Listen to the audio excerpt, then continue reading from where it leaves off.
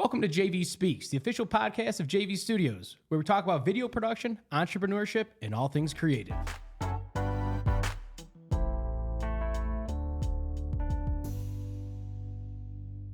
All right, welcome back. JV Speaks Season 3. Season 3. Spent some time. A little bit.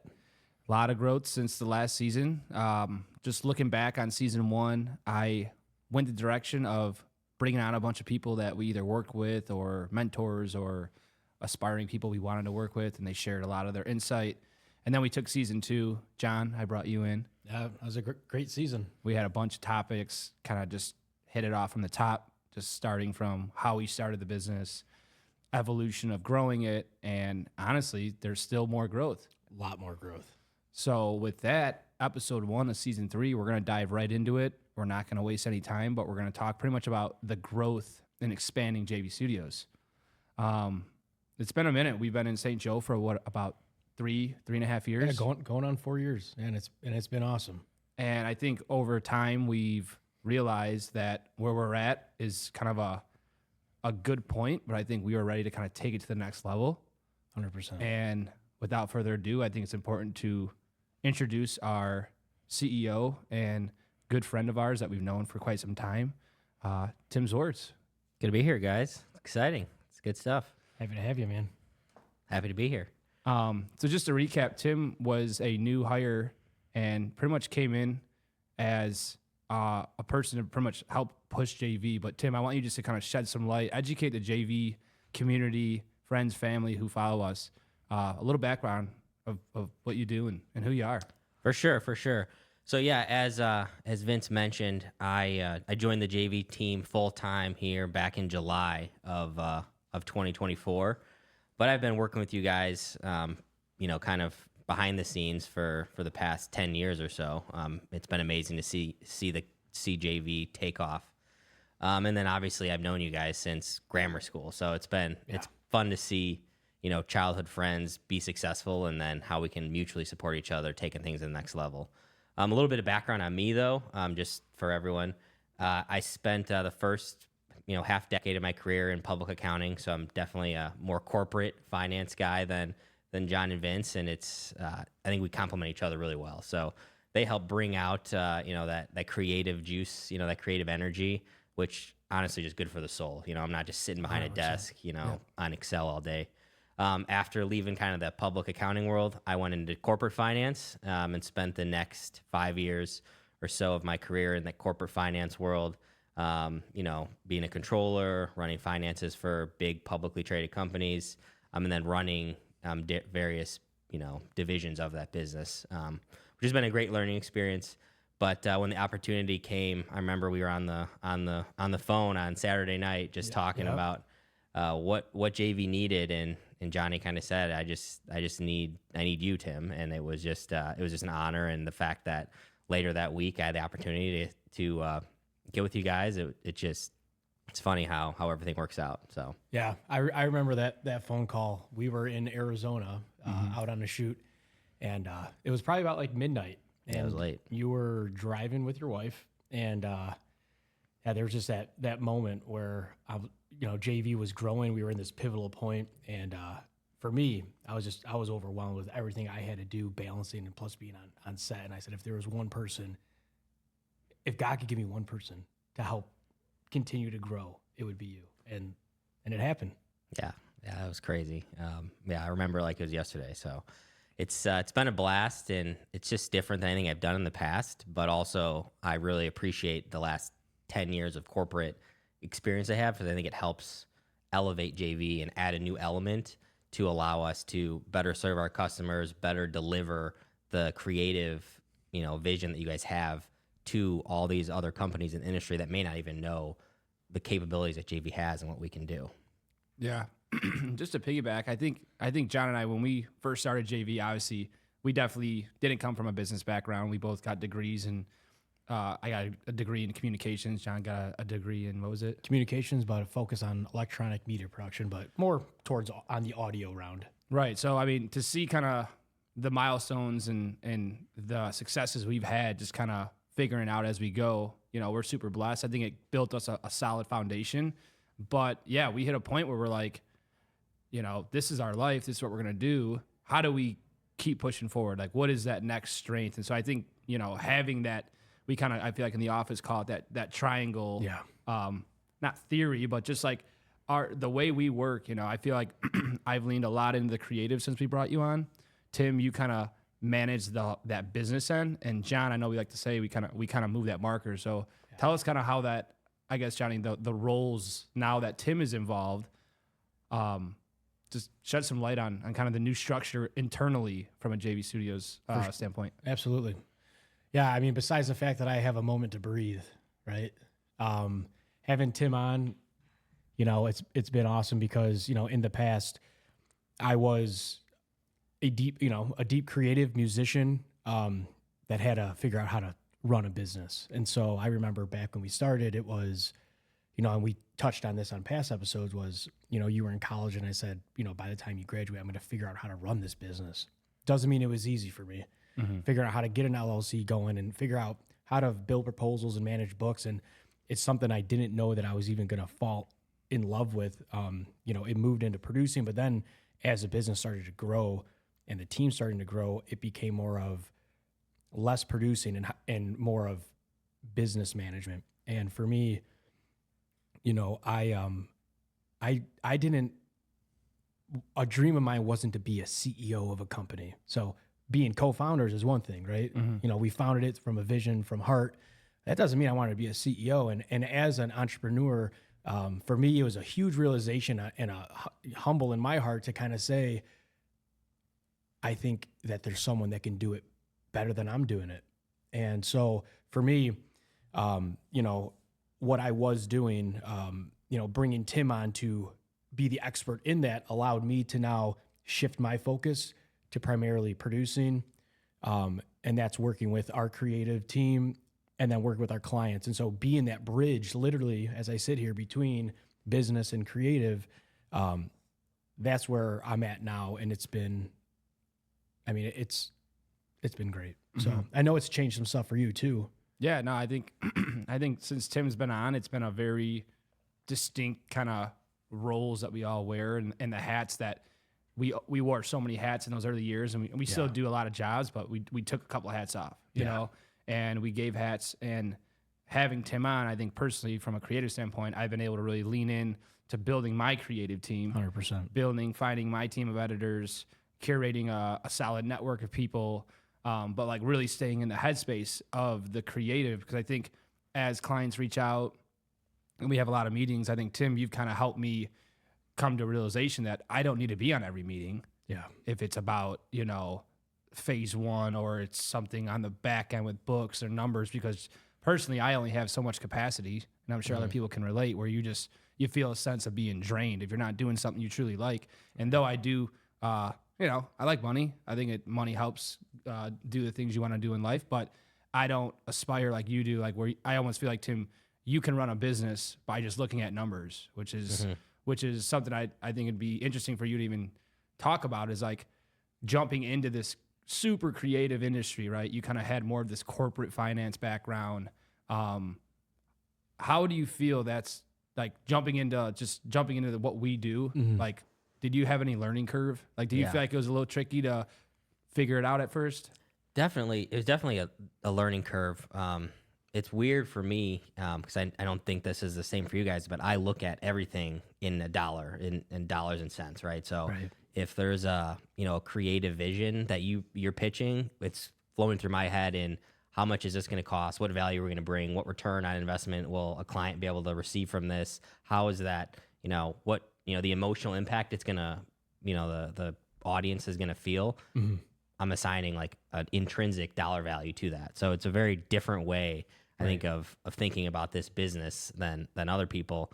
But not that I think money is the most important thing. It's just the measuring stick that I use to kind of think how the business needs to run. So what I feel most blessed about is just working with people that have different strengths, right, than I do, right? And I 100%. That's the one thing that I think took me a little bit in my career to realize is, as much as, I have aspired to be a CEO and I've aspired to run a business, you can't do it on your own, right? You have to work with people that are better than you in certain areas. And you have to always be trying to surround yourself with people that are better than you.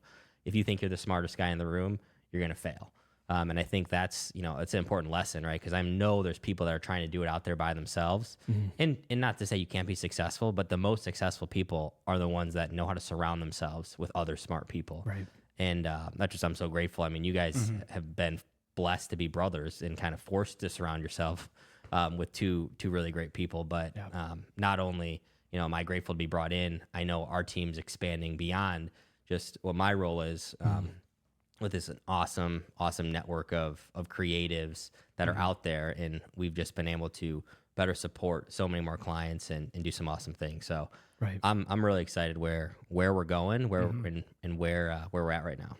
I think it's important to mention too, because Johnny, I feel like you and Tim kind of, I think, work together more in the office. Like your roles kind of, there's some overlap. Right. Not to say me and Tim don't, but we're on two different ends. How is it for you though, doing a lot of this, what Tim has now took off your plate? Can you go walk us through lightening the load and then what it's kind of opened doors for? Yeah. I mean, it's given me a moment to really refine processes, and so leaning into the operations of, you mentioned contractors, building up a large contractor network, which obviously we talk about, and it allows me to say, hey, I have this really cool idea. We chat about it, and then I'm able to actually work on it. So we developed a system to kind of vet out all of these contractors all over the U.S., and we have it mapped out, and it's awesome. So it allows us now to pass that on to our clients. So if we're out and about and we need coverage in states, and this is just one example, we have coverage in states, boom, we have a team. Before I can think about it, I didn't have time to do it, because now, and really the biggest thing, if I have to point it, is these proposals. So we're deeply collaborative on these proposals. They come in, you act as more of the admin, communicating with the client, and then we sit through and you, instead of me kind of coming to you and asking and me running the numbers, the marker is kind of shifted where we've been working together for 12 years. I know what we're looking for, expectations, unless we need a really good idea, but we're able to sit down and say, hey, meet with the client and say, hey, this is what we need. And then I build out more of the production plan while you manage the budget. And then we look to you for, hey, what are we thinking for look and feel and creative? And so I manage more of, I love putting my time and energy into these proposals, into these decks. And what slowed me down was the numbers and looking at the budgets, which I know you helped refine. And so for us to be able to execute on someone looking for, a project or a proposal, and instead of me taking 2 to 3 days because I only have so much bandwidth, we're able to execute it in 3 hours. Right. I think what I've seen too is me and you, I feel like have a little more emotion when with stuff we do. Not that you're not emotional, but I feel like, and we did those company surveys, we kind of lead with our heart, Timmy, lead with your head, in a good way, that you don't overthink things. Where, a client reaches out, they're going to get a quote as soon as possible, because that's how people like responsiveness. Yeah. It's the business end of it. Yeah. I feel like we didn't do that before though. We kind of it would take a few days and we would oh, how's this deck look? All this image and getting so perfect. And you're we're going to lose this business because we're waiting too long, or trying to draft the perfect email. Yeah. And clients, they obviously probably admire a clean, polished deck, and we still do that. But now that we spread it, I think, Tim, you've been able to get us out of our head and be you guys are overthinking this. These are the numbers. This is just how we do business. And I think having your background, is that how it was at your other companies? I know you were more internal, but seeing similar structures of losing this strong attachment to all of it, and we have so much work in the pipeline. If this client isn't on board, this next one's going to be here. So can you talk about maybe losing the emotion and kind of in what we're doing? If that's coming across. Yeah. No, I get what you're saying, and I think when you say that, the thing that I think of is just our confidence in our ability to deliver a valuable service to our clients, right? So I'm very, very confident, probably even more so than you guys, because I've seen it and witnessed it from a third party, how amazing some of these creative assets you guys are able to produce. It's just, it blows my mind, and I know the average person who our client is equally impressed with it. So it's very easy for me to say, hey, this is what we're going to do, working with you guys the last 7 months. And then even we have conversations talking about, what goes into creating this, right? It's a lot more than, hey, you show up for a day, you film it and you edit it back at your house and that's done. Right. I mean, there's days and weeks, right, of pre-production, then the post-production, as well is crazy. So I think me being able to understand that and then articulate that confidently to our clients, Right. it's very easy for me to come up with the numbers and say that's what generally the most important thing is, right, to a client is, is this in a budget? Is this something we want to invest in? But then the thing that I think, maybe that's 51% of importance. Right. The other 49% of it is a presentation. So those proposals, as I've said this to you guys from the beginning, Yeah. those are our bread and butter. That's why people, would want to work with JV Studios, is because they can tell that we spend hours creating a proposal, right? Right. It's not a canned answer or a canned proposal. We have processes in place to make it efficient, so we can do this really beautiful proposal deck in 4 hours. But there's a lot of back and forth, right, of us looking and understanding the scope of the project and trying to re-articulate it to the client in our way, finding visual references to that we've produced in the past so they understand what it could look like. And I think that's just one of the differentiators that we have, right, is that combination of, yes, we can give you the numbers. If someone calls, we can give you a number in 30 minutes. Right. But we're going to take that extra time to show you the value that we're going to be bringing and the value that you're going to get. So you're getting maximizing the return on this investment. Like, it's an investment. You're going to have a video, that you can use for years to come. And I think it's really important. And it's something that, back to your question a little bit, Vince, I'm able to use my past experience, right, of living in Excel and looking at financial statements and seeing how the business works, multitude of businesses. I worked with, 40 plus business units at one public company, but, using all of those and that experience has just been super beneficial when kind of building these proposals out, even though it's in a different way. Right. I'm able to think like a client, I'm able to say, if I was a client, Right. this is what I'd want to do. And this is how I'd want to see it. So Yeah. it's been growing. I think I've been getting better, hopefully yeah, been 100%. getting a little bit more into it. Yeah.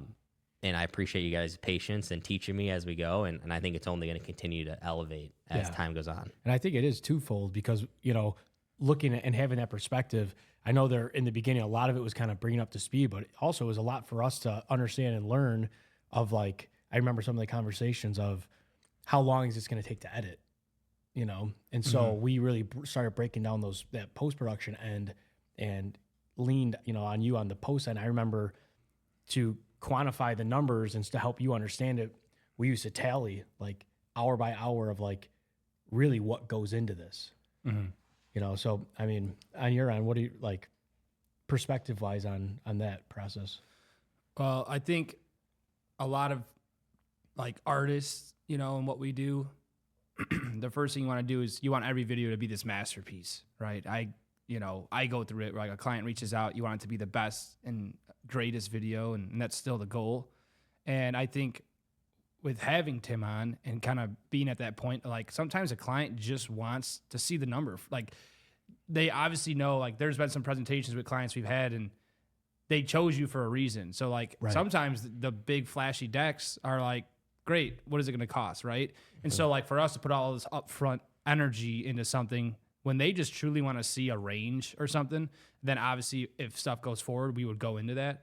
So I think that's been helpful in saving time, but to like the back end of editing and having Tim being like, I feel like we would just almost quote out videos on like, hey, it may take, a day to edit this. And so then you would come in and be like, well, how much to cut and sequence, how much to build the first cut, then from there, build in client revisions, then to do a color pass and do a second one. So like seeing it like that has allowed me to be like, oh, wow, this maybe does take a lot more time or maybe it takes less time. And then adding a dollar value to that. Yeah, I think that's helped us maybe quote more accurately and competitively in a market that's a lot of people are kind of doing the same thing. So why is someone going to go to this company over that? And so I think, full circle, having the structure of understanding that creative does drive the look and feel, but having that business sense is how you're going to win these jobs. You know, a lot of our clients were meeting on, you know, Google Meets or Zoom, and there's 2 or 3 people on that call, right? And guess what? It's usually a business person, a marketing person, and like an account person. Before, it was maybe me taking a call solo or me and Johnny. Right. And when the business came down and we tried talking business, you know, We did our best. we did what we Well, could. I mean, yeah. You know, like we Exactly. couldn't really speak the level they wanted to hear for some, not all clients. Some clients were just like, great, we love you guys. Right. But having that, and I feel like in our meetings now, it's all right, we're going to kick it off. We intro. Vince, anything creative, boom, you know I'm going to take it over. Anything business and kind of like when they want to hear numbers, Tim takes over. And then anything from a logistics standpoint, how are we going to get this project moving? Exactly. Realistic deadlines, Johnny takes over. And I think that's kind of like a perfect way to kind of, I think, exit this first episode being that's the triangle effect right now. Yeah. As we say, what do we say? You're the J, I'm the V. He's the T. The T. Yep. Our long lost T. The T in studios. But Glad to be it. So yeah, on behalf of JV, we're happy to have you on board, and welcome. yeah, and this podcast is gonna be pretty cool. It's gonna be interesting. It's gonna be filled with some good, you know, good tidbits. So yeah, stay tuned and get ready to rock. See you on the next one. Let's go.